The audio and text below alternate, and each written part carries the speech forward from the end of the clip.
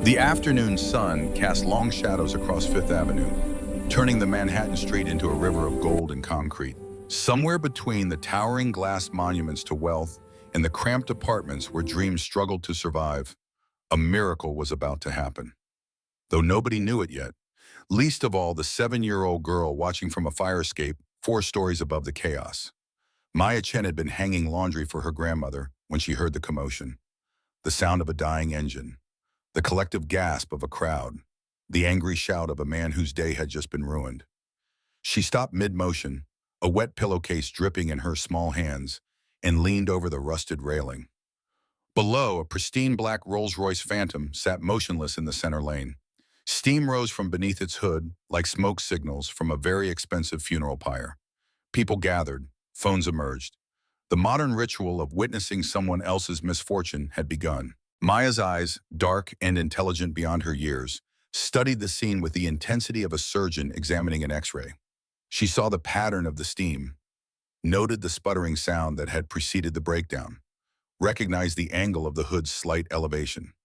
Her mind, that remarkable engine that poverty had sharpened rather than dulled, began calculating probabilities and solutions. The driver's door opened. A man emerged. Even from 4 stories up, Maya could see the tension in his shoulders, the angry set of his jaw. His suit probably cost more than her grandmother's annual income. His watch caught the sunlight and threw it back like a challenge. Marcus Stone had not become a billionaire by 28 through patience. He had inherited ruthlessness from his oil baron father and added his own particular flavor of cold efficiency. Right now, that efficiency was being tested by a Swedish-engineered automobile that had chosen this moment, this absolutely critical moment, to betray him. He pulled out his phone, barked orders. The crowd grew larger. Someone laughed. The sound carried up to where Maya stood, still holding the wet pillowcase, still watching. Something in that laugh made her decision for her. She set down the laundry basket. Her grandmother Rosa would be upset. They had rules about talking to strangers, especially wealthy strangers, who probably saw people like them as invisible, or worse, as problems to be avoided. But Maya had never been good at following rules that didn't make sense, and letting someone suffer when she knew the solution made no sense at all. The fire escape ladder protested as her worn sneakers found each rung. The duct tape holding her left shoe together caught on a bolt. She paused, worked it free, continued down. Behind her, through the small window of their 1-bedroom apartment, she could hear her grandmother's telenovela playing. Rosa would be folding clothes now, her arthritic hands moving through motions repeated 10,000 times across 3 jobs and 65 years of life. Maya's feet hit the sidewalk. The crowd towered over her, a forest of designer jeans and business casual blazers. She was small for 7. Poverty had a way of stealing inches along with opportunities.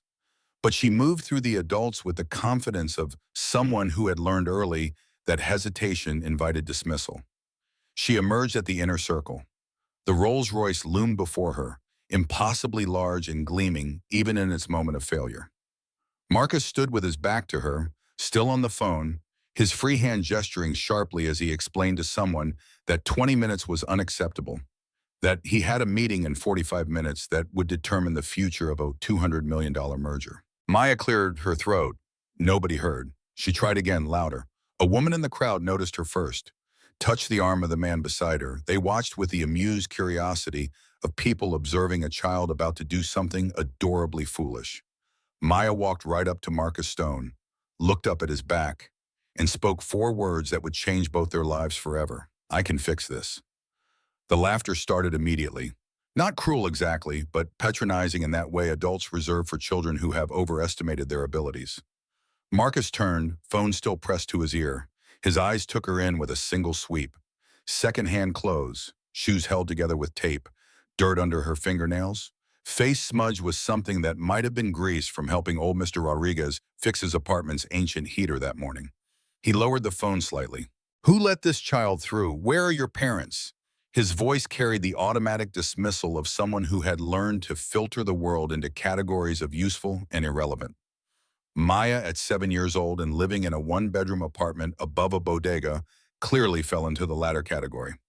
But Maya had been dismissed before, by teachers who thought her mechanical drawings were distractions, by social workers who saw her poverty and assumed limitation, by a world that had decided her worth before she could even prove it existed. She met his gaze without flinching. My name is Maya Chen.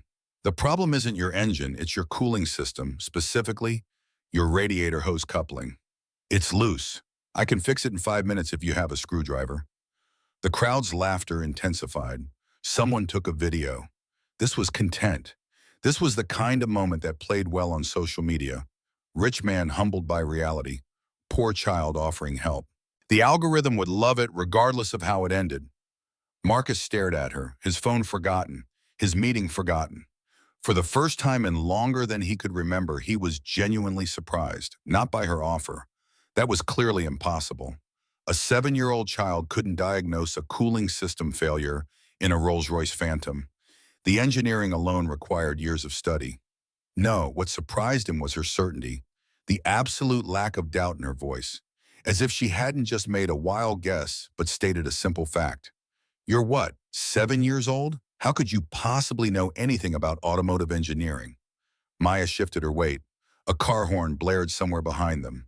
The city's impatience with obstacles, even expensive ones, had a short half-life. Physics doesn't care how old I am, sir. A loose connection is a loose connection. Materials expand and contract at different rates. High-performance vehicles are especially vulnerable because the temperature variations are more extreme. The hose clamp loosens over time from vibration and thermal stress. It's actually a common problem, just usually caught during regular maintenance. Silence. Complete and absolute. Even the person filming stopped to check if their phone was still recording because surely this couldn't be real. Marcus felt something shift in his chest, a sensation he hadn't experienced since his early days at MIT, when a professor had shown him an equation that elegantly solved what he'd thought was an impossible problem. The feeling of his worldview being gently but firmly adjusted. He looked at Maya again, really looked. Saw past the poverty markers to the sharp intelligence in her eyes. The confidence that came not from arrogance, but from genuine knowledge. The calm of someone who had solved this exact type of problem before, just with different machinery. Fine, he heard himself say. I have a toolkit in the trunk, but when you can't fix it, you leave immediately. I don't have time for games. Maya didn't respond. She simply held out her small hand for the tools. Marcus retrieved the emergency kit from the trunk. The crowd pressed closer, phones raised, nobody wanting to miss the moment when this little girl failed and their expectations were confirmed. He handed her the toolkit. She selected a flathead screwdriver without hesitation, set the kit down carefully on clean pavement, walked to the front of the car, and stood on her toes to reach under the hood. For a moment, she couldn't quite see what she needed to see. Marcus, watching with a mixture of skepticism and something uncomfortably close to hope, started to speak, started to say that it was okay, that she'd tried, that he appreciated the effort. Then Maya did something that stopped his words. She turned, scanned the crowd, and pointed to a young man in a FedEx uniform. Excuse me, could you help me reach? I just need to be about 6 inches taller.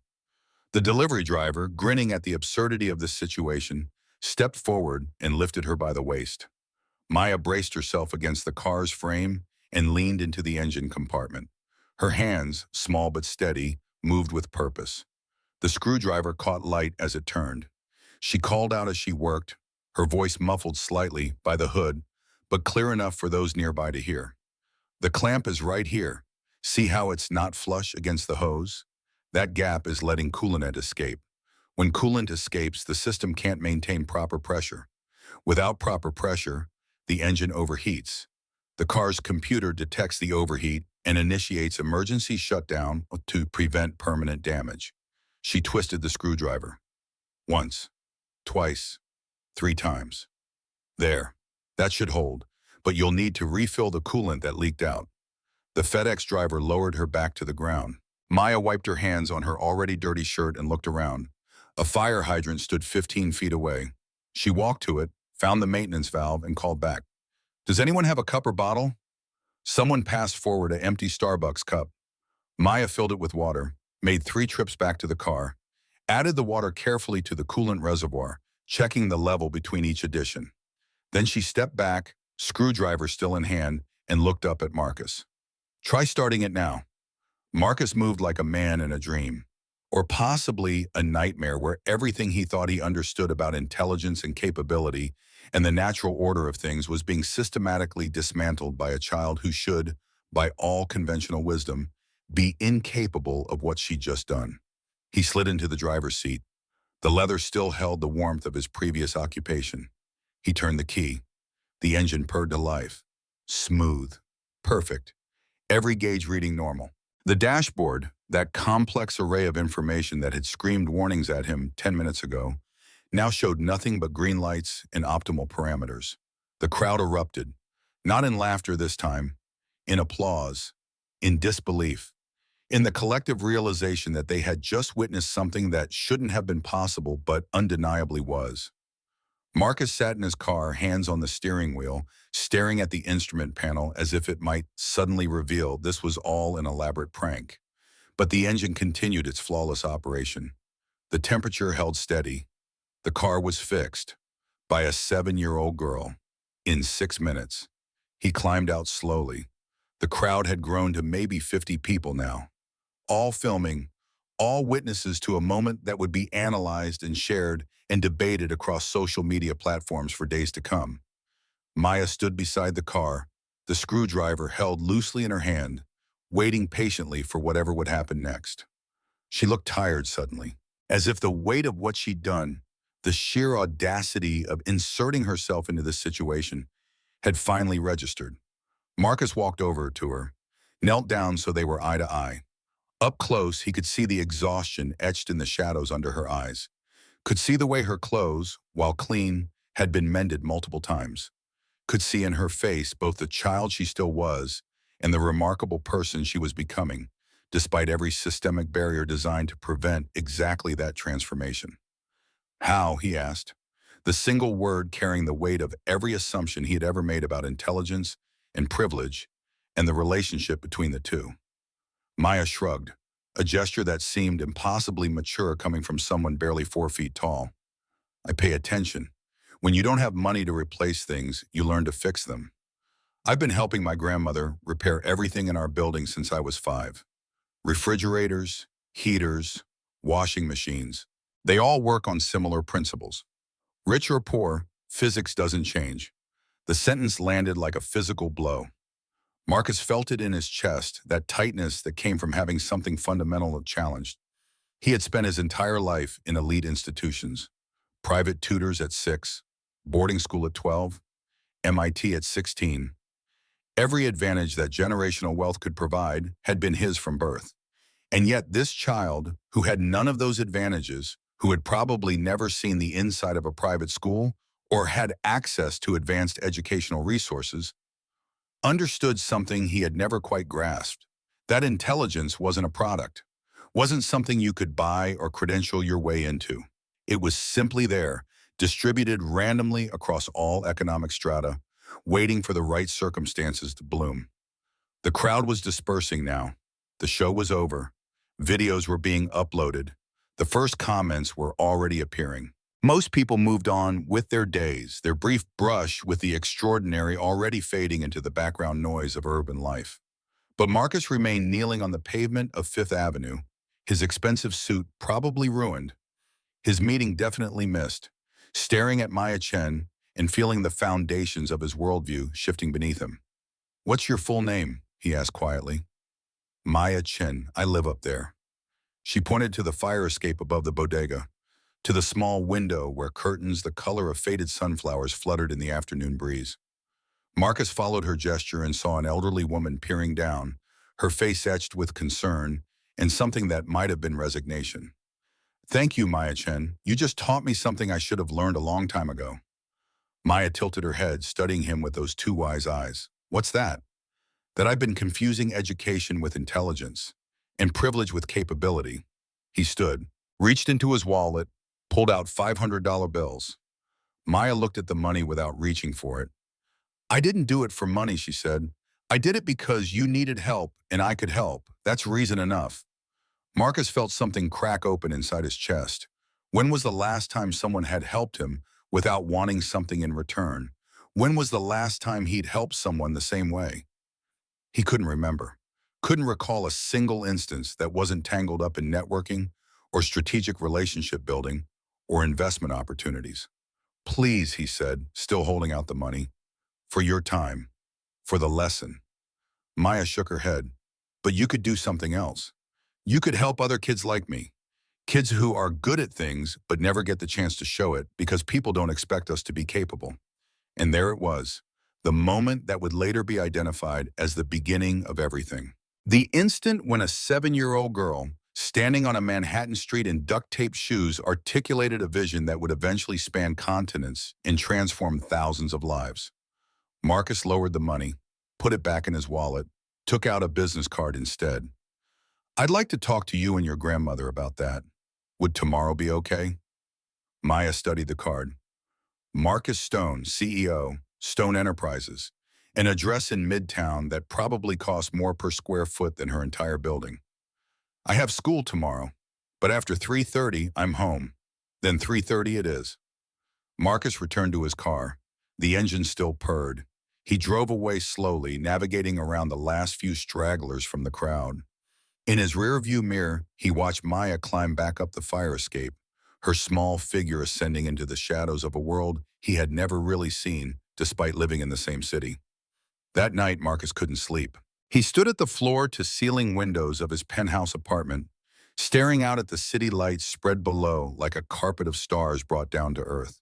Somewhere out there, Maya Chen was probably asleep in a too-small bed in a too-small apartment. Tomorrow she would go to school, would sit in classes that likely bored her, would come home and help her grandmother with chores, would fix broken things for neighbors who couldn't afford repairmen, and nobody would notice. Nobody would see the extraordinary mind housed in that small, poor, supposedly unremarkable child.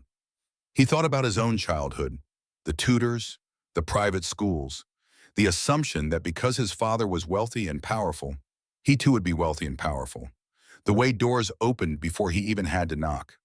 The certainty that the world was his for the taking because money made all things possible. Maya had none of that. And yet she had fixed his car with a confidence and competence that most adults couldn't muster. Had seen a problem and solved it without hesitation or self-doubt. Had helped a stranger and asked for nothing in return except the chance to help more people like her. Marcus picked up his phone, called his head of security. Tony, I need you to find everything you can about someone. Her name is Maya Chen, 7 years old, lives above a bodega on the Lower East Side. There was a pause. Then Tony's careful voice. Boss, is there something I should know about? Just find out about her family situation, her school, where she came from. I want a full background by morning. Marcus ended the call, returned to the window. The city gleamed and pulsed, indifferent to his sudden crisis of conscience. He had built an empire, had made decisions that affected thousands of employees and millions of dollars, had never questioned whether the system that elevated him was the same system that would forever limit someone like Maya. Now he questioned everything. 3 days later, Marcus stood outside the bodega with a briefcase full of documents and a heart full of uncertainty. The neighborhood looked different in daylight, alive in a way his sanitized corner of Manhattan never was. People called greetings to each other in 3 languages. Children played on stoops. The smell of cooking drifted from open windows, mixing with exhaust fumes and the sweetness of fruit from the corner market. He climbed the stairs. The building was old, its walls holding decades of stories and struggles.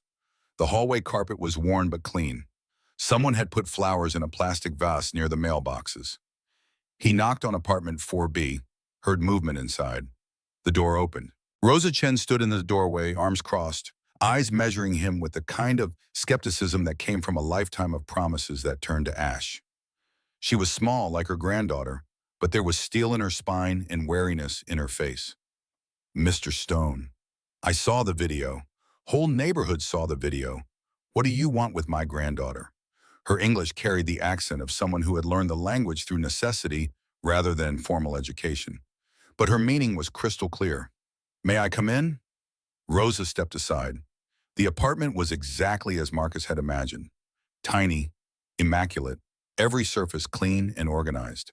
Family photos on the walls. A small altar with candles and pictures of people who must have been Maya's parents. the kind of home that poverty limited but love filled. Maya sat at a small table in the corner, surrounded by what looked like the dismantled components of an old radio. She looked up, smiled shyly, returned to her work. Mrs. Chen, Marcus began, taking the seat Rosa indicated on a worn sofa. I want to offer Maya educational opportunities. Rosa's expression didn't change. We don't need charity. This isn't charity. Your granddaughter is genuinely gifted. I've met Nobel Prize winners, MIT professors, some of the most accomplished people in technology and business. Maya has something rare, an intuitive understanding of complex systems combined with the courage to act on that understanding, regardless of what others expect. He opened his briefcase, pulled out carefully prepared documents, private tutoring in engineering and mathematics, access to laboratories and workshops, mentorship from leading experts, full scholarship through university, health insurance for both of you, housing assistance so you can reduce your workload. Rosa stood, walked to the window overlooking Fifth Avenue, the same window where Maya had first seen the broken Rolls-Royce. Her hands gripped the sill, knuckles white. Maya's mother, she said without turning around, was very smart too. Beautiful. Kind. She worked at a factory. They promised her training programs, advancement opportunities, a future. Instead, they worked her until she couldn't work anymore. She and Maya's father both died when that factory caught fire. Safety violations, locked exits, faulty wiring that anyone with basic knowledge could have fixed. But fixing things costs money, and workers don't matter when there's profit to be made. She turned to face Marcus. Her eyes were wet, but her voice was steady. So forgive me, Mr. Stone, if I don't trust rich men who make promises about my granddaughter's future. The words hit harder than any business rejection Marcus had ever faced. Because Rosa was right.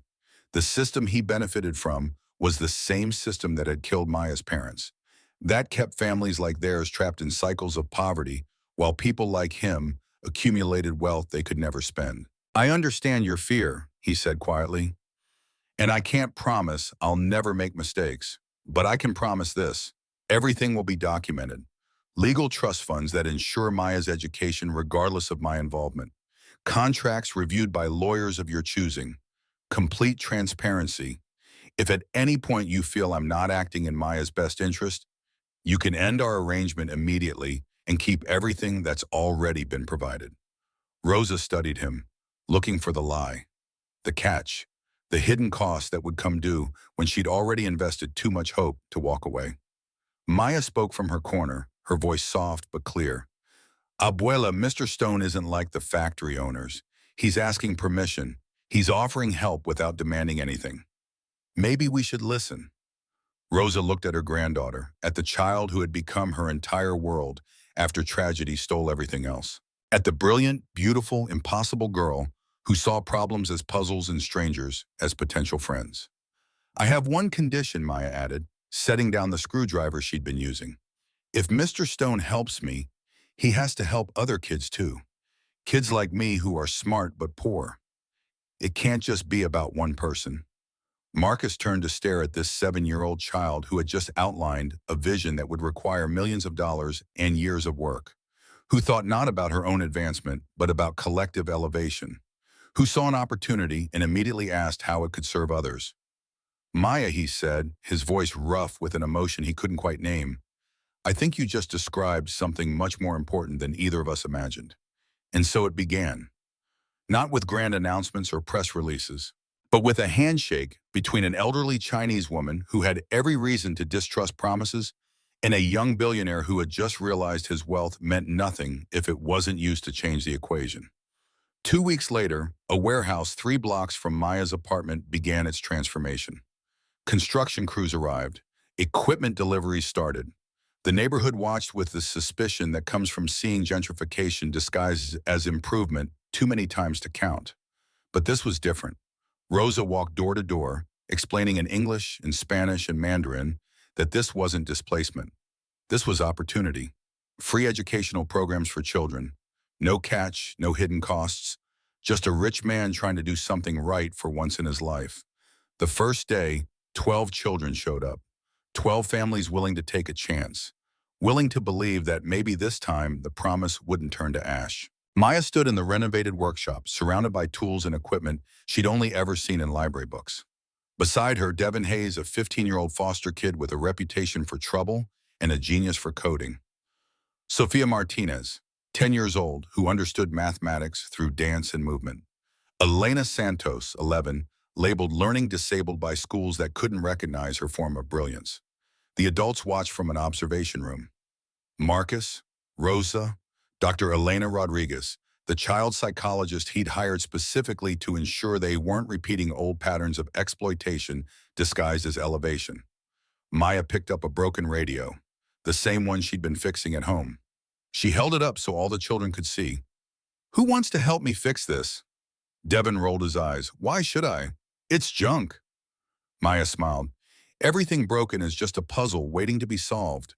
She began taking apart the radio, explaining each component as she went, not lecturing, not condescending, just sharing what she knew with the assumption that they could understand, because understanding had nothing to do with age or background or any of the labels the world liked to apply.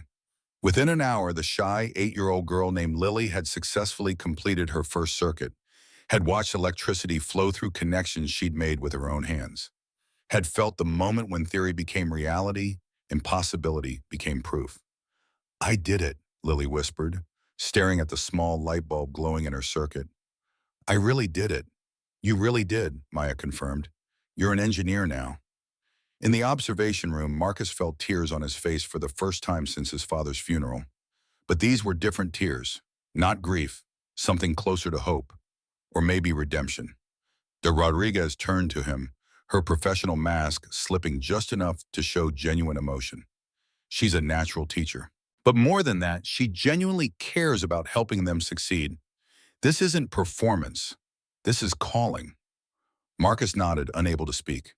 He thought about his own childhood, the way he'd refused to help struggling classmates at MIT, believing that helping others weakened his competitive advantage. The employees he'd fired without considering their circumstances.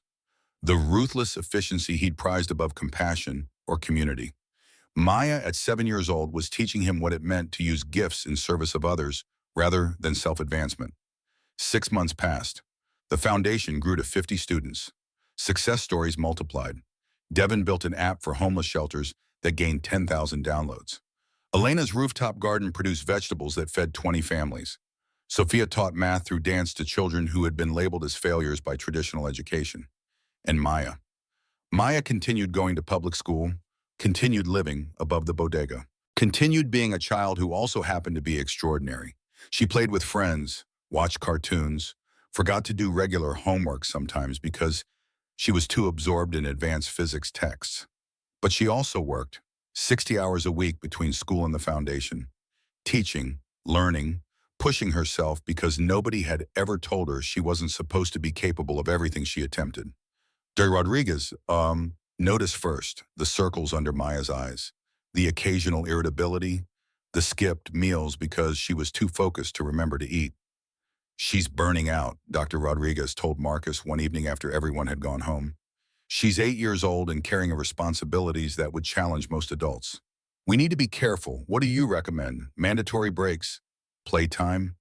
Make sure she maintains friendships outside the foundation. She needs to remember she's allowed to just be a child sometimes."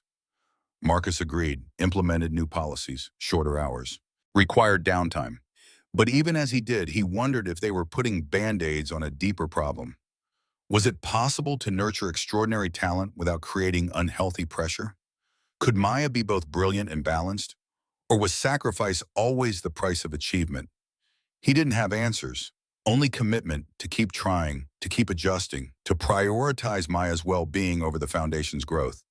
But while they focused inward, the outside world was watching, and not everyone liked what they saw. Jessica Winters sat in her small office at the New York Observer, staring at her computer screen. On it, a video of Maya teaching played on loop, the child's confidence, the other students' engagement, the undeniable evidence that something special was happening in that warehouse. Jessica's daughter Lily had been rejected from the gifted program a year ago. Not exceptional enough, they said, didn't meet the criteria. Jessica had watched her daughter's confidence crumble, had seen the light dim in eyes that once sparkled with curiosity, And now here was Maya Chen, poor. From the neighborhood where Jessica had been explicitly told there were no resources for programs like the one that rejected Lily, getting private tutoring, access to equipment, opportunities that should have been distributed more fairly. It wasn't fair. It wasn't right. And Jessica was going to expose it for what it really was. Not altruism, exploitation.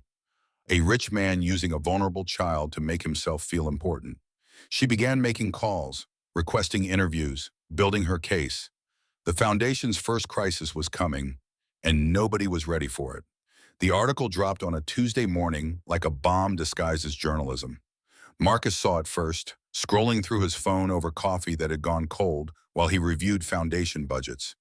The headline punched through his fog of numbers and quarterly projections with the force of a physical blow. The Billionaire's Pet Prodigy, Exploitation or Education, by Jessica Winters. His hands tightened on the phone. The coffee cup trembled on its saucer, a tiny earthquake of porcelain against marble.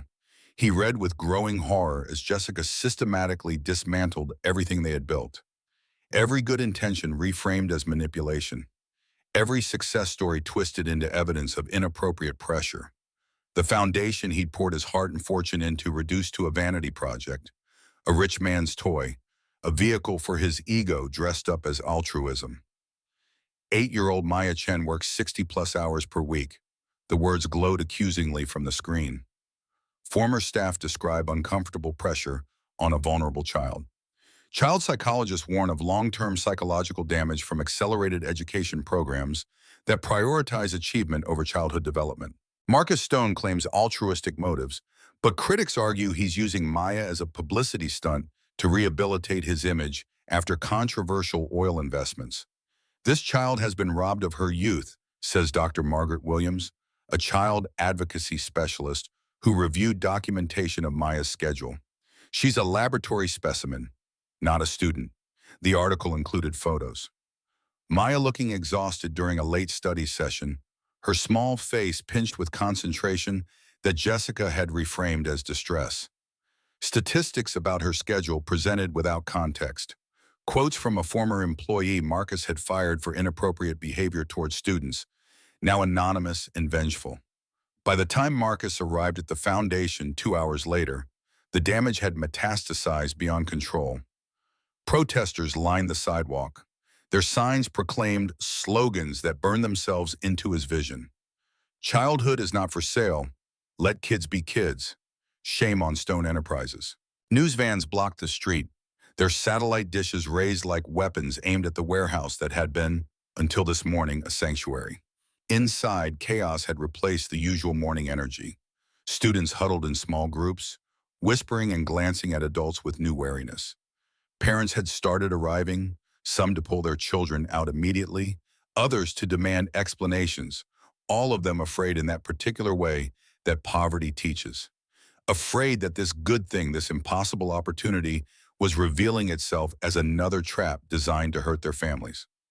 Rosa stood in the main workshop, her small frame radiating fury. When Marcus entered, she turned on him with eyes that could have melted steel. "I trusted you." Her voice cracked like a whip across the suddenly silent room. "This is exactly what I feared. My granddaughter's face is on the front page being called a victim, a specimen, and you promised this wouldn't happen." Marcus opened his mouth, but words failed him. What could he say? That he had good intentions? That Jessica's article was unfair? None of it mattered. The damage was done. The narrative was set. And Rosa, who had every reason to never trust wealthy strangers making promises, was watching her worst fears manifest in real time. Where is Maya? In the back office, reading that horrible article over and over, asking if it's true, asking if she's being exploited and just doesn't know it. The words hit harder than Rosa's anger. Marcus moved toward the office without conscious decision, his body operating on autopilot while his mind struggled to process the catastrophe unfolding around him. He found Maya exactly as Rosa described. Sitting at the small desk they'd set up for her, the laptop screen displaying Jessica's article, her face pale and drawn in a way that made her look even younger than her 8 years. She didn't look up when he entered. "Is it true?" Her voice was so small, so uncertain. Nothing like the confident girl who had fixed his car and changed his life. Am I being exploited? Marcus knelt beside the desk, bringing himself to her eye level. The same position he'd taken on Fifth Avenue 6 months ago when his world had first tilted off its axis. No, you're not. But I understand why the article makes it seem that way. How do you know? Maya finally looked at him, and the doubt in her eyes was worse than any protest sign or a news headline. Maybe Ms. Winters is right. Maybe I'm too young to know if I'm being used. The foundation door burst open. James Patterson, the director of operations, rushed in with a tablet displaying social media feeds. The hashtag Save Maya was trending. 200,000 tweets in 6 hours. The video of Maya teaching had been recut with ominous music and expert commentary about child exploitation. Comment sections overflowed with righteous anger from people who had never met Maya, never visited the foundation, but were absolutely certain they understood the situation better than those living it. Child Protective Services called, James said, his usual calm shattered into sharp edges. They're opening an investigation. Someone will be here by end of day to interview Maya. Privately. Without you in the room. Rosa made a sound somewhere between a gasp and a sob.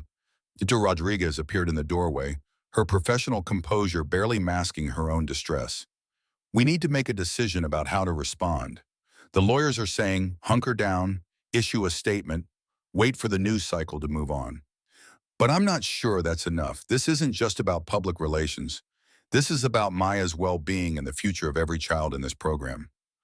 The room fell silent except for the muted sounds of protest chants filtering through the windows. Marcus looked at each face. Rosa, betrayed and terrified. Dr. Rodriguez, concerned and calculating.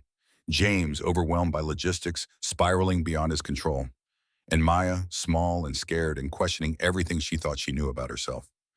Can I say something? Everyone turned.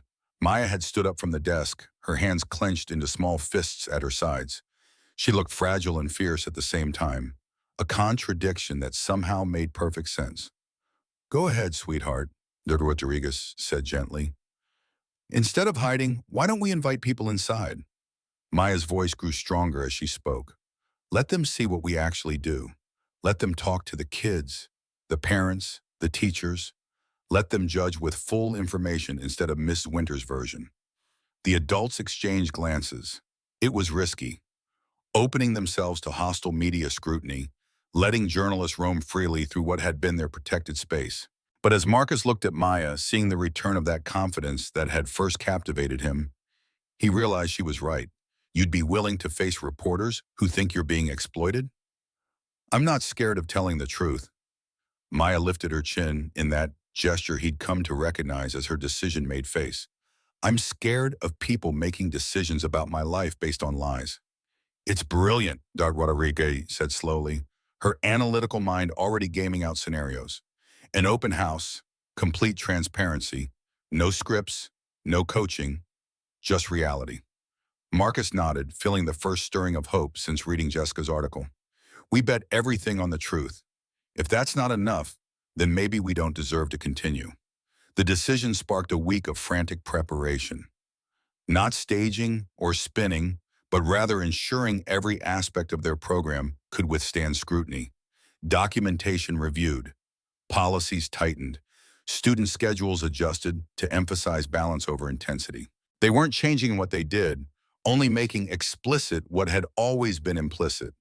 But while they prepared, the siege intensified. Day one brought more protesters. Parents pulling children from the program, their faces twisted with fear and apology. We can't risk it, they said. What if CPS comes after us next? What if this brings attention we can't afford? The enrollment that had climbed to 50 dropped to 42 overnight.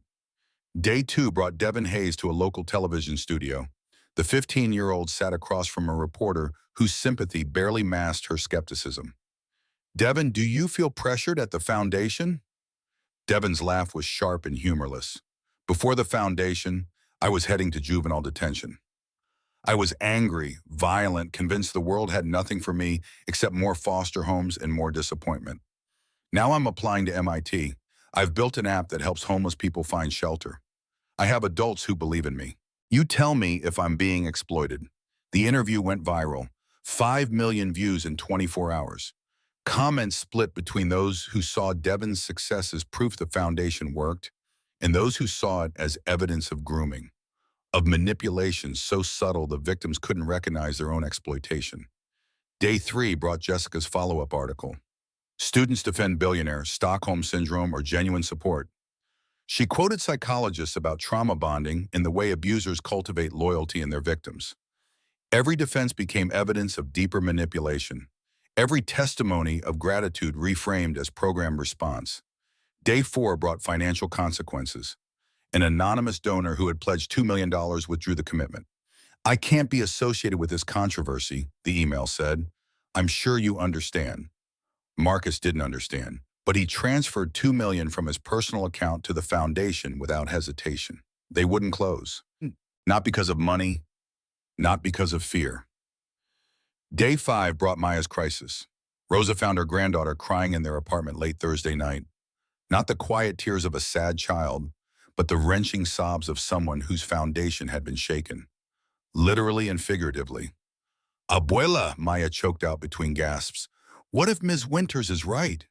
What if I am being used and I just don't see it?" Rosa held her, this brilliant, impossible child who had already survived more loss than most adults. She stroked Maya's hair and remembered Carmen, her daughter, who had also been exceptional and also been destroyed by systems that valued profit over people. "Mija, listen to me carefully. I've watched you every single day. I see your eyes light up when you teach. I see you help other children with patience and love that can't be faked. I see you choose to be there even when you're tired, even when other options exist. That's not exploitation. That's calling. But everyone said your mother was wasting her time trying to organize factory workers for better conditions. Everyone said she should accept her place, be grateful for any job, stop making trouble. But she fought because it was right. You're fighting for the same thing. The right to be who you are. The right to use your gifts. The right to help others do the same." Maya's sobs quieted. In the silence, they could hear the city beyond their small apartment. The sirens and traffic and countless lives intersecting in the great chaotic dance of urban existence. Somewhere out there, Jessica Winters was probably writing another article. Protesters were planning their signs for tomorrow. The machinery of judgment ground on regardless of truth or nuance, or the actual lived experience of the child at its center. "I'm scared," Maya whispered. "I know. Being brave doesn't mean not being scared. It means doing the right thing even when you're terrified." Saturday morning arrived with the weight of verdict day. The foundation opened its doors at 10 a.m. to over 100 people. Journalists with cameras and notepads. Child advocates with clipboards and skeptical expressions. CPS investigators with legal authority to make or break their entire enterprise. Education experts whose opinions would be quoted in think pieces for months. And scattered among them, genuinely curious community members who wanted to understand what was really happening 3 blocks from their homes. Jessica Winters arrived early. Marcus watched her through the observation room window as she set up in a corner with perfect sight lines to the main workshop. She looked professional, composed, certain of her narrative and ready to find confirmation for conclusions already reached. The format was deliberately unstructured. No presentations, no demonstrations staged for maximum impact, just the foundation operating as it normally did. Students working on projects, teachers circulating to offer guidance. The messy, imperfect, beautiful reality of children learning because they wanted to, not because they were forced. Devon ran a coding class for 7-year-olds, teaching them to build simple games with block-based programming. The children laughed, made mistakes, celebrated small victories. Jessica approached with her notebook open. "Devon, don't you think this is too advanced for them?" Devon looked up from helping a little girl debug her code. He fixed Jessica with a stare that carried the weight of every adult who had ever underestimated him. "Ma'am, who decides what's too advanced? These kids can handle it if we give them the chance. That's the whole point. Stop limiting children based on assumptions about what they should be capable of." Jessica wrote something in her notebook, moved on to observe Elena's rooftop garden project, watched as the 11-year-old explained water conservation systems she had designed herself, demonstrating how mathematical principles govern plant growth and resource distribution. A parent approached, Maria Santos, Elena's mother, carrying the certainty of someone with nothing left to lose. You want to know if this is exploitation? My daughter was failing regular school. They said she had learning disabilities. Couldn't focus. Couldn't learn. Recommend medication, special education, lower expectations. Here, she's thriving because they recognize different kinds of intelligence. She comes home excited about math, about science, about possibilities.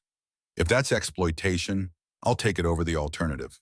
Sophia taught math through dance, translating algebraic concepts into choreography, letting children learn through movement instead of memorization.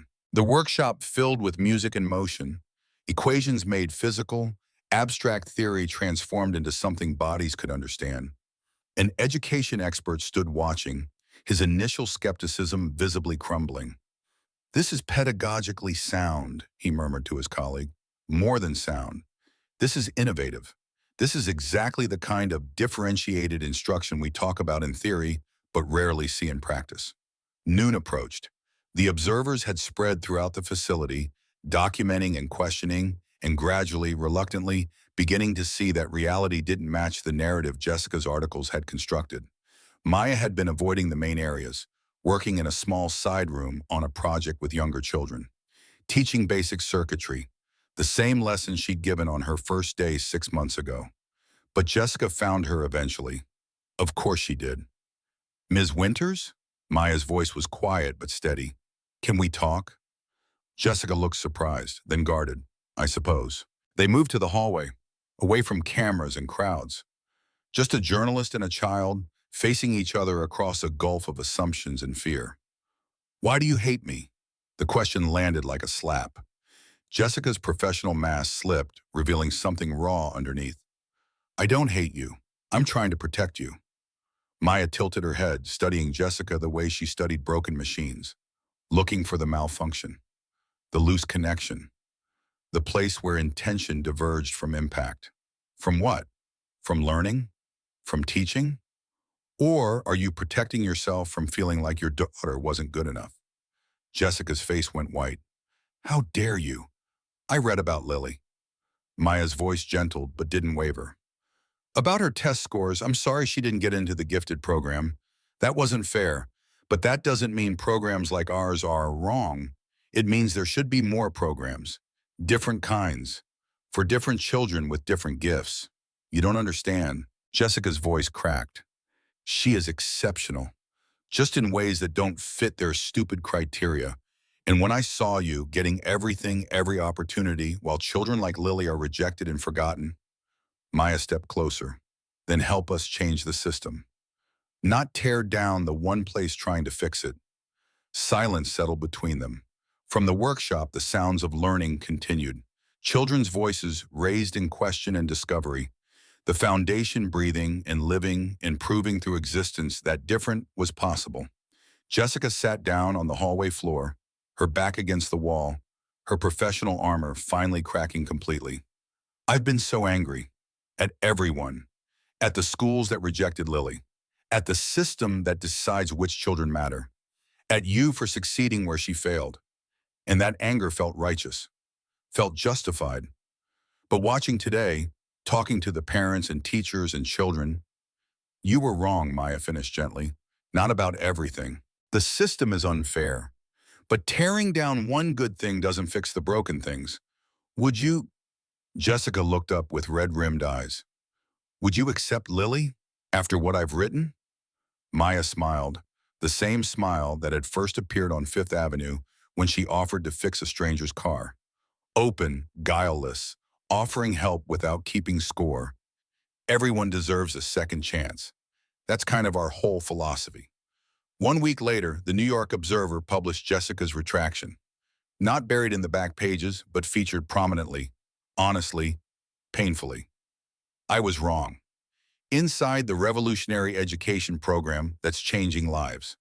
She detailed her initial assumptions, documented how observation contradicted expectation, interviewed parents, students, experts, built a case as thorough as her attack had been, but leading to opposite conclusions. The foundation wasn't perfect, had areas needing improvement, but it was genuine, real, making difference in lives that traditional systems had abandoned. My daughter Lily has now joined the program, Jessica wrote in her conclusion. She's found a place where her talents for creative writing and storytelling are valued as much as mathematical ability. I came prepared to expose exploitation. Instead, I found children thriving in a model that challenges our fundamental assumptions about education and opportunity.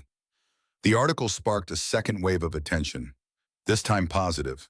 Applications flooded in, 300 families requesting evaluation. Media narrative shifted from outrage to fascination. Protesters became volunteers. The foundation that had teetered on the edge of destruction found itself suddenly overwhelmed with support. But success brought new challenges. How to scale responsibly, how to maintain quality with growth, how to ensure the community connection that made the foundation special didn't get lost in expansion. Marcus stood in the observation room one evening after everyone had gone home, watching as the cleaning crew restored order to the day's creative chaos. Dr. Rodriguez joined him, 2 cups of coffee in hand. "We did it," she said, "survived the storm." Marcus accepted the coffee but didn't feel celebratory. "This won't be the last crisis. Every time we grow, we'll face new scrutiny, new challenges. The question is whether we can maintain our principles while adapting to scale. That's why we have Maya." Marcus looked at her questioningly. "She's the moral compass. As long as decisions run through the filter of what's best for children like her, we'll stay true. The moment we start prioritizing growth over genuine service, she'll call us out." 3 months after the open house, Devin Hayes stood in Baltimore at the National Robotics Competition. He had been working for 6 months on an advanced AI system designed to help homeless services coordinate resources more efficiently. The project represented everything the foundation stood for: practical application of extraordinary talent in service of vulnerable populations.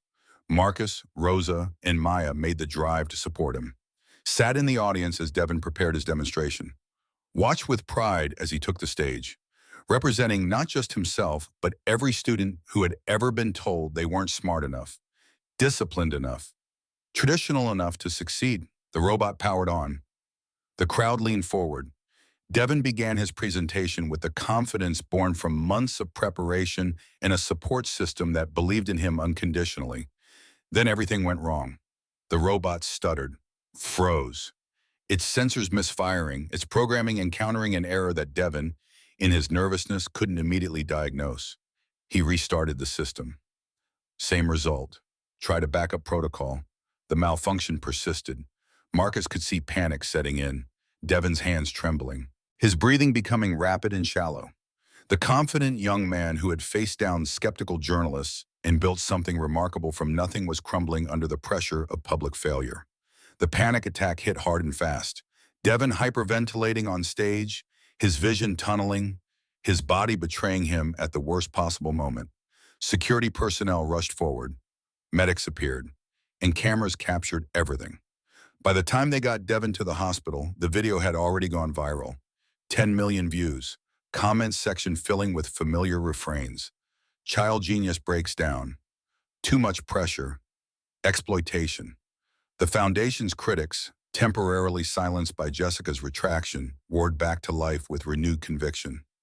Maya sat beside Devin's hospital bed while Marcus handled the logistics of crisis management outside. The 15-year-old's eyes were red from crying, his face pale and drawn. "I let everyone down," he whispered. "I let you down, Maya. I let the foundation down. Maybe they're right. Maybe we're just kids pretending to be something we're not." Maya took his hand in both of hers, her small fingers wrapping around his larger ones with surprising strength. "Devin, do you know what you taught me today? How to fail spectacularly, how to be human. Before the foundation, you had to be tough every second. You couldn't show weakness because weakness meant vulnerability, and vulnerability meant more pain. Today, you showed you're finally safe enough to break. That's not failure, that's healing." Devin stared at her, this 8-year-old child with wisdom that shouldn't fit inside someone so young.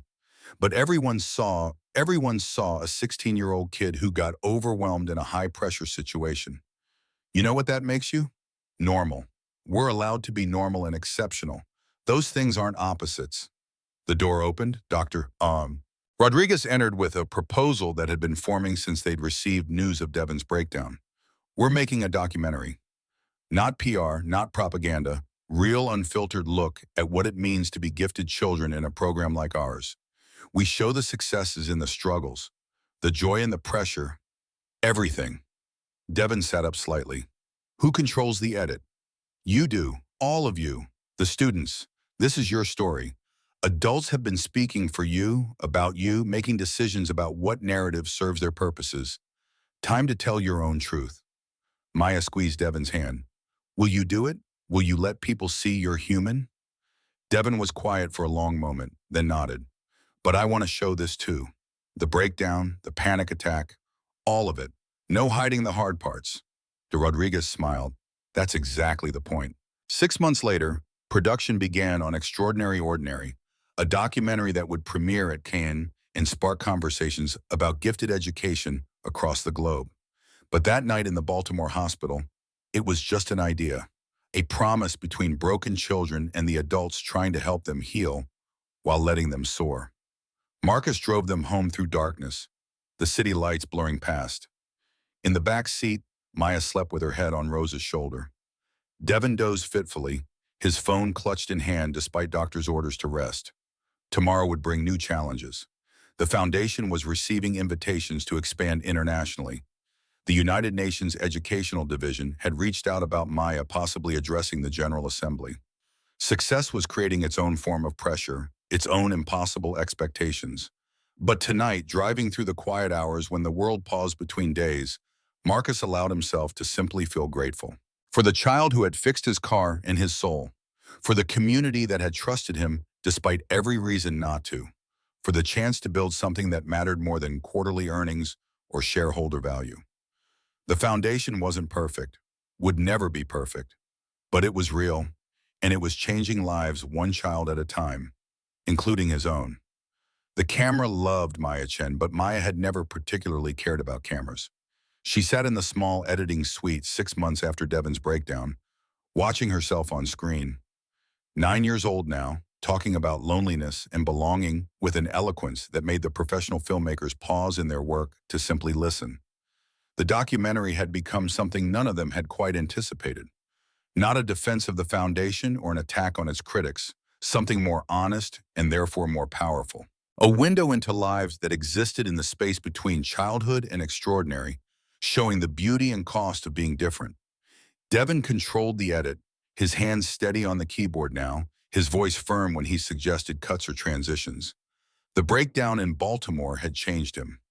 Not broken him, as he'd feared, but revealed something he'd been hiding even from himself. The fear that he wasn't enough, that his intelligence was all he had to offer, and without it, he became worthless again. The documentary didn't hide that fear, it centered it. This part, Devon said, stopping the playback on a frame of himself in the hospital bed, this is where I explained that the foundation didn't cause my panic attack. It created the first space in my life where I felt safe enough to have one. The lead filmmaker, a woman named Sarah Chen, who had won an Oscar for a documentary about child soldiers, nodded slowly. Her eyes were wet. She'd filmed atrocities in war zones, captured humanity at its worst and most vulnerable. But something about these children moved her differently. They weren't victims of violence or poverty in the traditional sense. They were casualties of a system that couldn't imagine intelligence existing outside approved containers. Your honesty is devastating, Sarah said quietly, in the best way. This will change how people think about gifted education, about childhood, about what we owe the children we've labeled exceptional. Maya shifted in her seat. The editing suite was small and the walls felt like they were closing in. She'd been working on the documentary for hours each day after school, on top of foundation responsibilities, on top of her own advanced coursework. The schedule that had concerned Dr. Rodriguez 6 months ago had only intensified despite everyone's best intentions. Can we take a break? Her voice came out smaller than she meant it to. I need air. Outside, the November wind carried the smell of roasting chestnuts from a street vendor. Maya walked without direction, her small frame moving through the after-school crowd of teenagers who towered over her. She was tired. Not the good tired that came from hard work toward meaningful goals. The bone-deep exhaustion that whispered maybe everyone was right, Maybe she was too young. Maybe this was all too much. Her phone buzzed. A text from Marcus. UN Educational Division confirmed. They want you to speak at the General Assembly in 3 months. This is huge, Maya. Your voice on a global platform. Maya stared at the message. Should have felt excited, honored. Instead felt the weight of it settling on shoulders already bowed under expectations she'd never asked for but somehow accumulated anyway. She typed back a single word, okay. Not enthusiasm, not fear, just acknowledgement that another responsibility had been added to the growing pile. Another room where adults would watch her perform the role of proof. Proof that poverty didn't preclude brilliance, that children could handle more than society assumed, that the foundation model worked and deserved replication worldwide. So much proof required from such small shoulders. 3 months became a blur of preparation. The documentary premiered at Cannes to standing ovations and critical acclaim. A nuanced portrait of gifted education that refuses easy answers, Variety wrote. Neither hagiography nor expose, but honest exploration of what it means to nurture exceptional children without stealing their childhood. The foundation network expanded. 20 cities across the United States, 800 students, partnership requests from organizations in the UK, India, Brazil, Kenya. The model that had started in a single warehouse was becoming a movement, and movements required spokespeople, and somehow Maya had become the face of something much larger than herself. Writing the UN speech proved harder than any engineering problem she'd ever solved. Dr. Rodriguez found her crying in the foundation library one evening, surrounded by crumpled paper and deleted drafts on 3 different devices. I don't know what to say, Maya's voice cracked. They want me to represent all gifted kids everywhere. What if I say the wrong thing? What if I make it worse? You don't have to represent everyone. Just tell your truth. But my truth is, Maya gestured at the mess around her. I'm exhausted. I miss my friends. I forgot Carla's birthday last week because I was preparing for a TED Talk. Some days I just want to be normal. But if I say that, people will use it as proof the foundation is harmful. Dr. Rodriguez sat beside her, put an arm around the small shoulders that carried so much weight. Maya, what if that's exactly what you should say? What if the most revolutionary thing you could tell the UN is that being exceptional and being tired aren't contradictions? That we can honor your gifts while also protecting your right to be a child?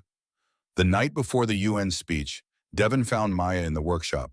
She was alone, supposedly reviewing her remarks, but actually just staring at a half-assembled radio. The same kind she'd been fixing the day Marcus's car broke down. A lifetime ago, 6 months ago, time moves strangely when you were 9 years old and changing the world. Hey, Devin sat beside her without asking. What's wrong? I don't know how to do this. Say the right thing, be what everyone needs me to be. Devin laughed, but it was kind. Maya, you already changed my life. You don't have to change the entire world in one speech. Everyone expects. Forget what everyone expects. Devin's voice was firm. You taught me that. Remember? When I was in the hospital convinced I'd let everyone down, you said being human wasn't failure. So be human tomorrow. Tell them the truth. That's all you've ever done anyway. Maya looked at him. This 16-year-old who had been angry and lost and was now applying to MIT with recommendation letters from professors who'd never met a teenager with his combination of talent and compassion. What if my truth isn't inspiring? What if it's just complicated? Then it's honest, and honest is better than inspiring. The General Assembly Hall was larger than Maya had imagined. Delegates from 193 countries filled seats that seemed to stretch into infinity. The ceiling soared overhead like a cathedral built to democracy and diplomacy. Cameras lined the walls. Translators sat in booths, ready to render her words into dozens of languages. Rosa sat in the gallery beside Marcus and Dr. Rodriguez. Her small hands clutched a rosary that had belonged to Carmen, praying to whatever saints protected brilliant children from the weight of adult expectations. Maya stood at the podium. Someone had adjusted it down to her height, but she still felt impossibly small.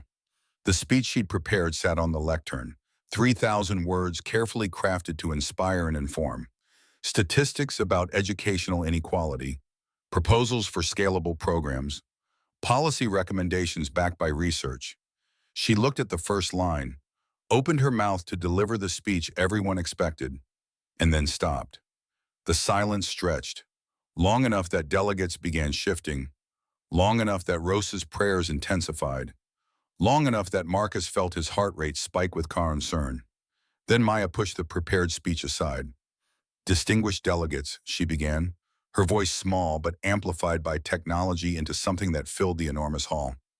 I was supposed to talk about education policy today, about funding mechanisms and scalability and program design. But I want to talk about something more important. I want to talk about loneliness. The word landed like a stone in still water, ripples of surprise spreading through the assembly. Before Mr. Stone found me, I was lonely.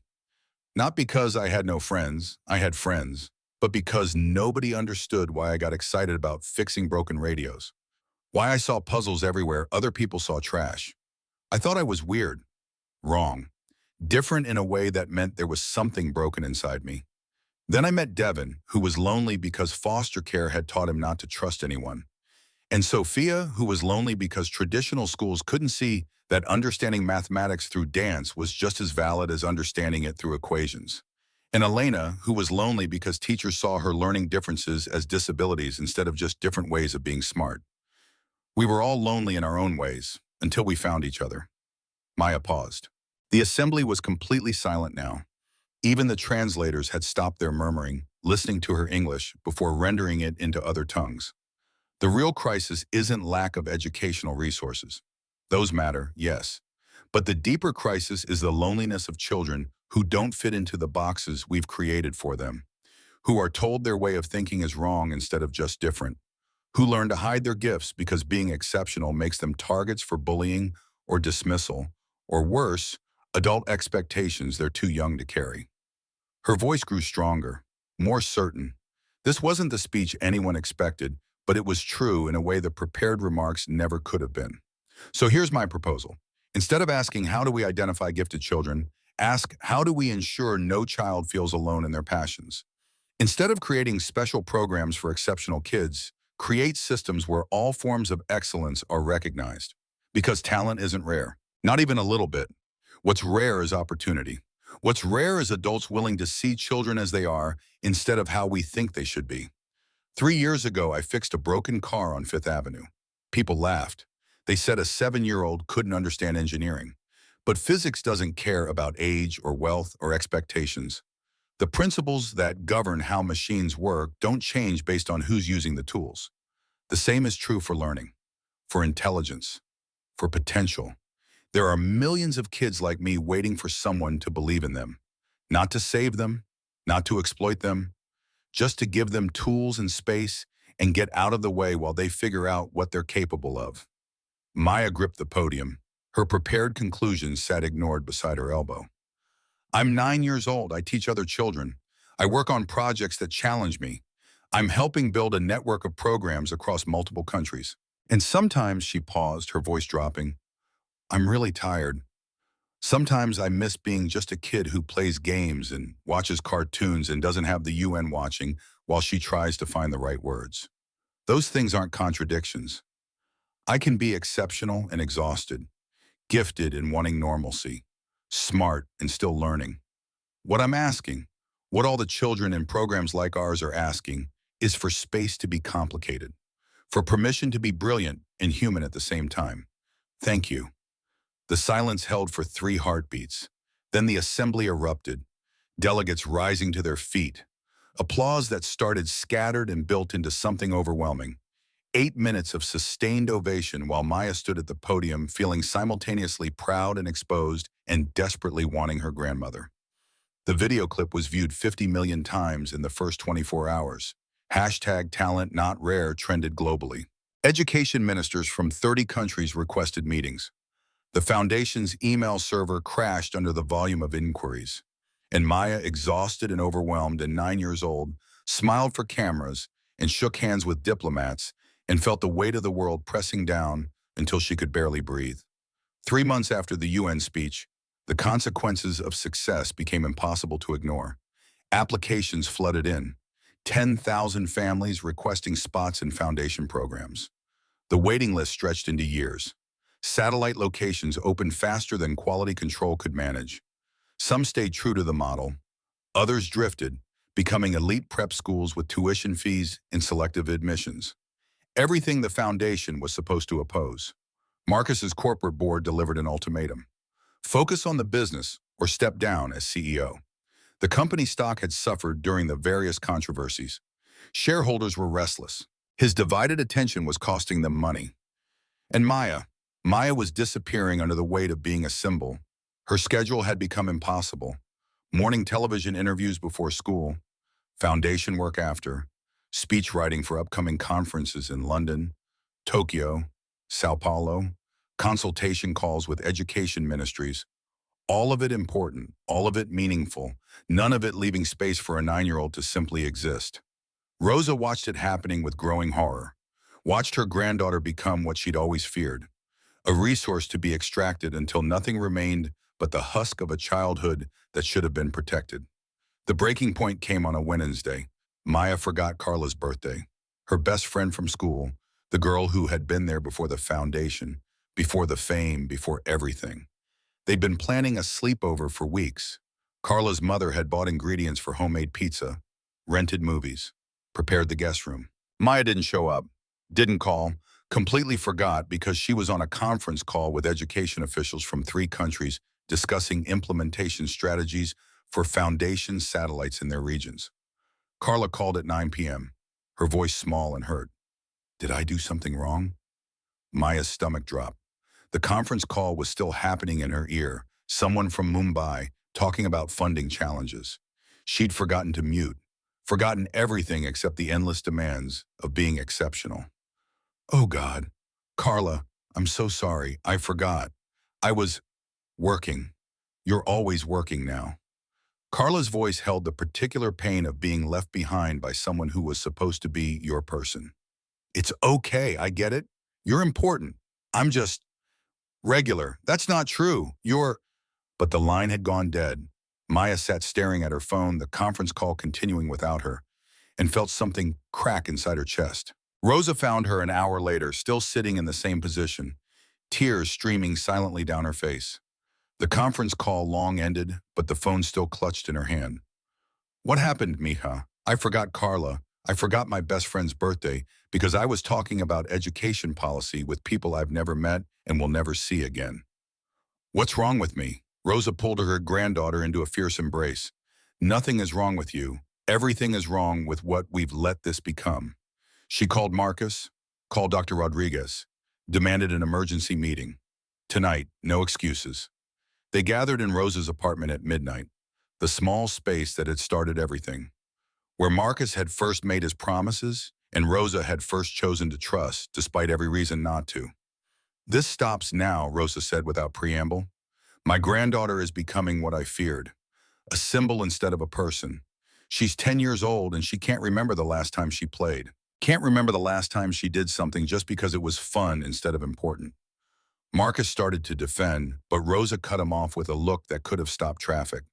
I don't want to hear about opportunities or platforms or how much good she's doing. I want my granddaughter back. The girl who fixed things because she loved it, who taught other children because it made her happy. Not because the whole world was watching and judging and demanding proof that poor kids deserve opportunities. Dr. Rodriguez pulled out documentation. Charts showing Maya's stress markers over the past year. Sleep deprivation, weight loss, anxiety symptoms that would concern her in an adult, let alone a child. She's exhibiting clinical burnout at 10 years old.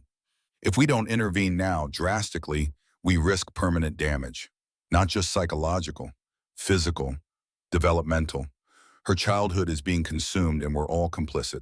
The room fell silent except for the sounds of the city beyond the windows. Marcus looked at Maya, really looked, and saw what he'd been too busy to notice.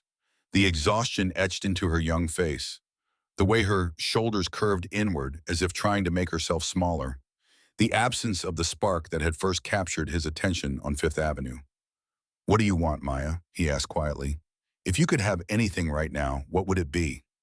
Maya's answer came immediately, as if she'd been holding it back for months. I want to go to Carla's house and apologize. I want to spend the night eating pizza and watching movies and not thinking about anything important. I want to be 10 years old for a little while before I have to be exceptional again. Then that's what you'll do. But the speech in London will be canceled. Marcus's voice was firm. All of it. Canceled or postponed or delegated. You're taking 6 months off. I can't just abandon. You're not abandoning anything. You're modeling healthy boundaries. Showing other children that being gifted doesn't mean sacrificing everything else. That exceptional people are still people and people need rest. The decision made, the path forward became clear.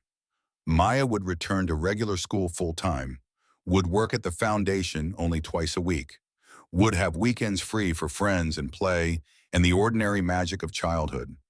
Devin and the other older students would handle daily operations. The foundation would prove it could exist without Maya at its center, or it would fail. And if it failed, they would learn from that and build something better. The first few weeks were strange. Maya woke up without the weight of expectations pressing down, went to school and focused only on being a student, joined the robotics club not as the expert, but as a participant learning alongside peers. Tried out for soccer and was terrible at it and loved every minute of the awkward running and missed goals. Carla forgave her. Slowly, they rebuilt their friendship on sturdier ground. Maya learned to say no to interview requests, learned that the world would continue spinning without her constant input, learned that sometimes the most radical act was simply being ordinary. The foundation didn't just survive her absence, it thrived. Devin, 17 now and accepted to MIT with a full scholarship, brought fresh energy to leadership. Sophia developed a curriculum framework that other locations could adapt to their communities. Elena created a mentorship network connecting students across all satellites. The model evolved, became more sustainable, relied less on any single personality. Marcus made his choice too, stepped down as CEO of Stone Enterprises, sold his shares, dedicated himself full-time to the foundation, but in a different role. Not as savior or benefactor, but as coordinator and support, learning that the best way to help wasn't to lead, but to enable leadership in others. De Rodriguez and Marcus married quietly, a small ceremony with foundation families as witnesses. Their relationship had grown slowly, rooted in shared purpose and mutual respect. Elena, as she now insisted Marcus call her, brought balance he'd never known, challenged his assumptions, kept him grounded when vision threatened to override reality. Rosa reduced her work schedule, spent more time with Maya. They cooked together, watched telenovelas, took walks through the neighborhood where 3 years ago none of this had seemed possible. The months became years, each one building on the last. Maya turned 11 quietly, celebrating with Carla and friends at a bowling alley. No cameras, no speeches, just the ordinary joy of being a kid. When she turned 12, she noticed how naturally the balance had become. School, foundation work twice a week, friends, soccer practice where she remained enthusiastically terrible. The life she'd fought to reclaim now felt effortless. By 12, Maya had learned perhaps the most important lesson of all, that being extraordinary didn't require constant proof. That rest wasn't failure. That childhood, even for gifted children, was meant to include play and mistakes and the freedom to simply exist. The foundation network had grown to 47 locations across 6 continents, 3,200 students. Policy changes in 30 countries based on their model. Devin ran the entire operation with a team of young adults who had themselves been transformed by the program. Marcus provided resources and guidance, but no longer controlled the vision. That belonged to the students themselves now. Maya continued her own education, advanced placement courses at her public high school, weekend workshops at Columbia University, but always returning home, always staying connected to the neighborhood that had shaped her. She became expert at compartmentalizing. School Maya, foundation Maya, friend Maya, daughter and granddaughter Maya. Each role authentic but bounded, protected. The anniversary celebrations came and went. 3 years, 4 years, 5 years. Each marked not with galas or ceremonies, but with community events. Fix-it days, neighborhood potlucks, simple gatherings that honored the foundation's roots in local connection rather than global ambition. And through it all, Maya grew. not just in height and age, but in understanding. She watched Devin graduate from MIT and return to run the foundation full-time. Watched Sophia's teaching methods get adopted by school districts across the country. Watched Elena's mentorship network connect thousands of students who might otherwise have remained isolated in their gifts. She learned that the most important thing she'd built wasn't the foundation itself. It was the proof that another way was possible, that children could be supported without being exploited, that excellence could be nurtured without childhood being stolen, that communities could lift all their children rather than just the ones who fit predetermined molds. 5 years after the Rolls-Royce breakdown, Maya Chen prepared for MIT, 17 years old, valedictorian of her high school, accepted to every university she'd applied to. She chose to start at community college, 2 years close to home, close to the foundation, close to the neighborhood that had shaped her. Then transferred to MIT for her final 2 years. A decision that confused admissions counselors but made perfect sense to Maya. "I'm not running away from opportunity," she'd explained to the guidance counselor who questioned her choice. "I'm choosing the right foundation before building higher. Community college gives me what I need right now. Time to figure out who I am separate from who everyone thinks I should be." Before leaving for college, Maya returned to Fifth Avenue one last time for the annual Fix-It Day. 5 years of the tradition now. The event had grown from a dozen volunteers to hundreds, a neighborhood celebration that drew families from across the city. Tables lined the street where Marcus's Rolls-Royce had once sat broken. Tools gleamed in the autumn sunlight. The smell of street vendor food mixed with the metallic scent of solder and oil. Children and adults worked side by side, fixing everything from toasters to bicycles, sharing knowledge freely and celebrating small victories. Maya stood at her station, a radio in pieces before her, explaining circuitry to a 7-year-old boy with curious eyes and worn shoes. Around them, the foundation hummed with the energy of dozens of similar conversations, teaching moments, connection points, the quiet magic of knowledge transferred from one person to another. Jessica Winters arrived with Lily. The girl had blossomed in the foundation, found her voice through creative writing, published her first collection of short stories at 15. The proceeds funded scholarships for other students. She was heading to Sarah Lawrence next fall to study literature and social justice. The angry, rejected child of 5 years ago had transformed into a confident young woman who used words to fight the systems that had once dismissed her. "Thank you," Jessica said quietly to Maya during a break, "for giving my daughter what the system couldn't, for showing me that anger without action just creates more pain." Maya smiled. "Thank you for making us prove ourselves.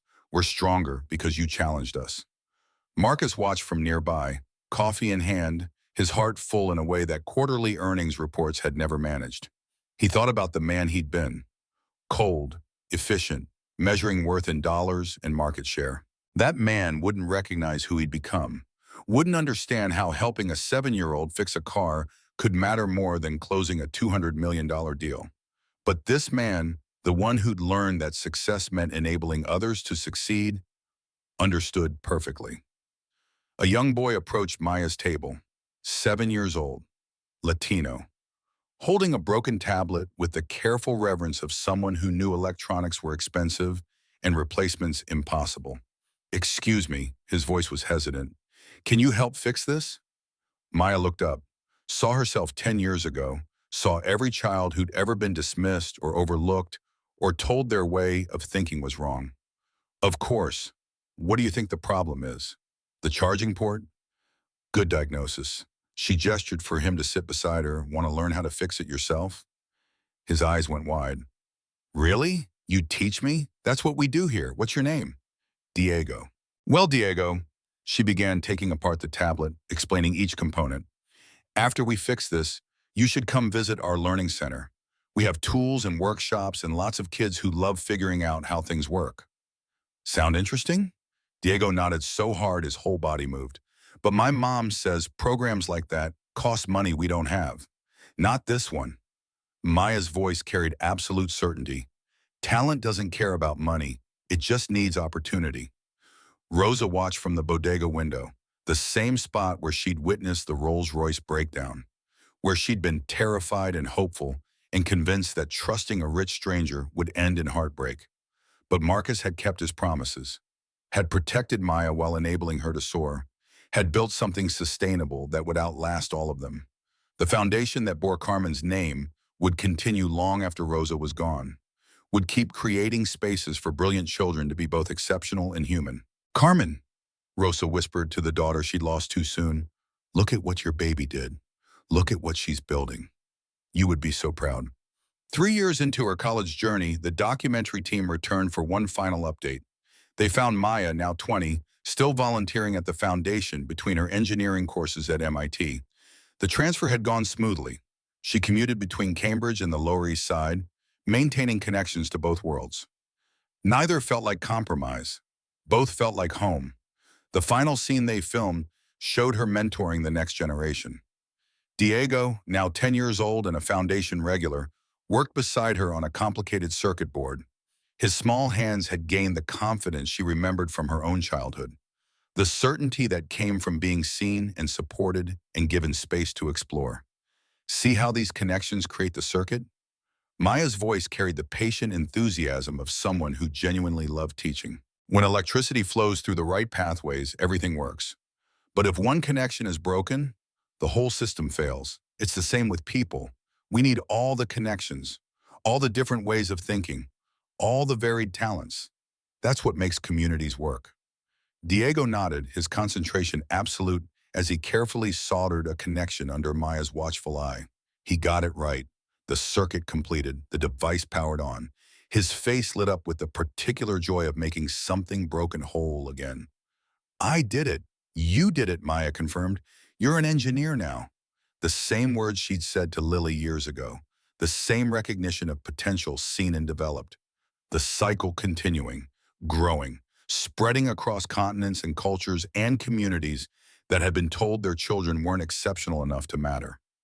Marcus and Elena watched from a distance, their hands intertwined. Behind them, Rosa smiled with the satisfaction of someone who'd bet everything on love and won.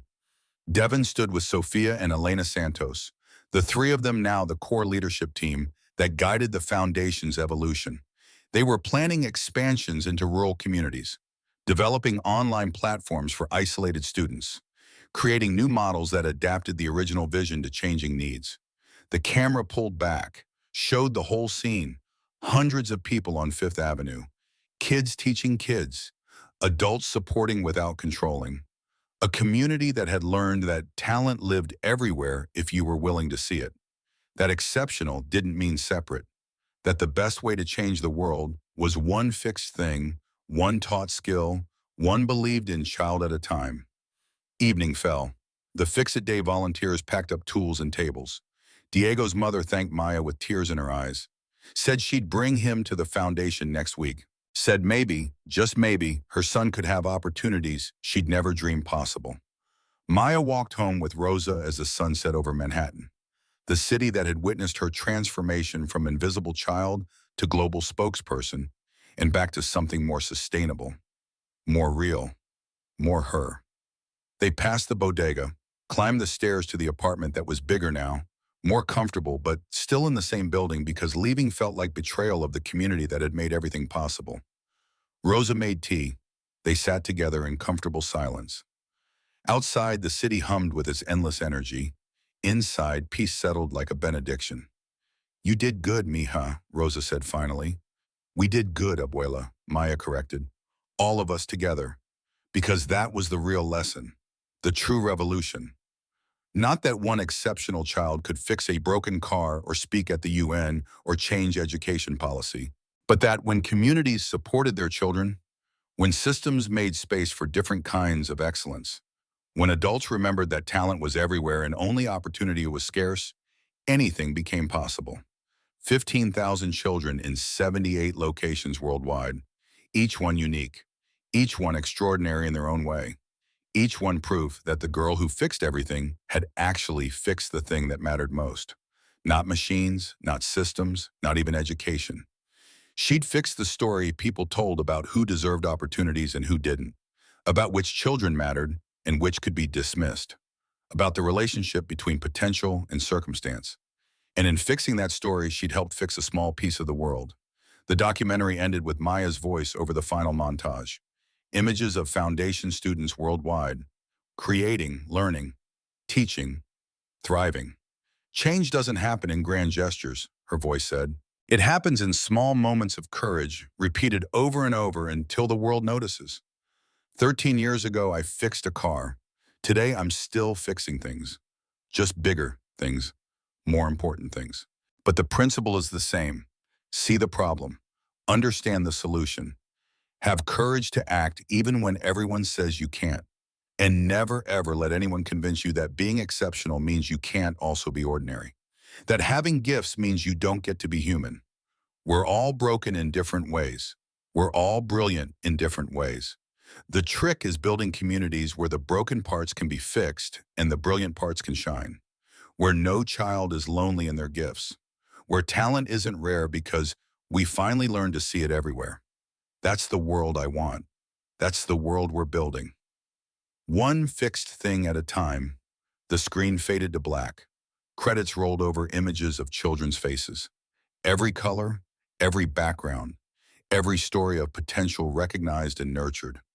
The foundations reached, spreading like roots through soil, connecting and strengthening and making possible what had once seemed impossible.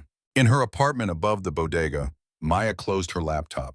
Tomorrow she'd attend her advanced materials engineering class at MIT, would work on her senior thesis about sustainable infrastructure in underserved communities, would volunteer at the foundation in the evening, would have dinner with Carla, who was studying education policy at Columbia and planning to join the foundation's policy advocacy team after graduation.